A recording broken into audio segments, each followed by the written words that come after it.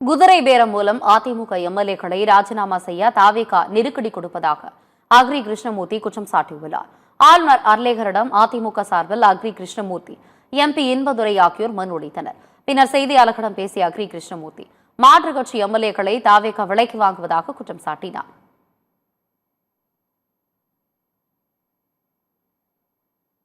அனைத்திந்திய அண்ணா திராவிட முன்னேற்ற கழகத்தினுடைய 3 சட்டமன்ற உறுப்பினர்கள், அதன் பிறகு 1 சட்டமன்ற உறுப்பினர்கள், அதன் பிறகு 2 சட்டமன்ற உறுப்பினர்களை குதிரை பேரத்தின் மூலமாக குதிரை வேகத்திலே ஆட்சி அதிகாரத்தில் இருக்கின்ற இந்த அரசு அவர்களை விலை கொடுத்து வாங்கிக் கொண்டிருப்பதை கண்டித்தும், தொடர்ந்து இதுபோன்ற நடவடிக்கைகளை இந்த அரசு நிறுத்த வேண்டும் என்பதை வலியுறுத்தியும் மேதகு ஆளுநர் அவர்களிடத்திலே இன்றைக்கு நாங்கள் வலியுறுத்தி சொல்லியிருக்கிறோம்.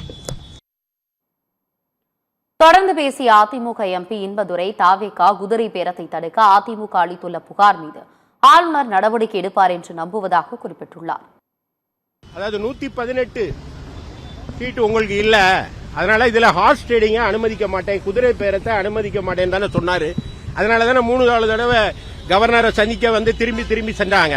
அப்போ குதிரை பேரத்தை நடத்த விட மாட்டேன்னு உறுதியா இருந்த கவர்னர் இப்ப என்ன செஞ்சுக்கிட்டு இருக்காரு? எனவே இந்த ஹார்ஸ் ட்ரேடிங் ரொம்ப ஆபத்தானது, கான்ஸ்டிடியூஷனுக்கு எதிரானது. இதை விசாரிக்கணும்னு சொல்லியிருக்கோம். நல்ல தீர்ப்பு, நல்ல முடிவை ஆளுநர் எடுப்பார் என்று உங்களை போல சாமானிய மக்களை போல நாங்களும் நம்புறோம்.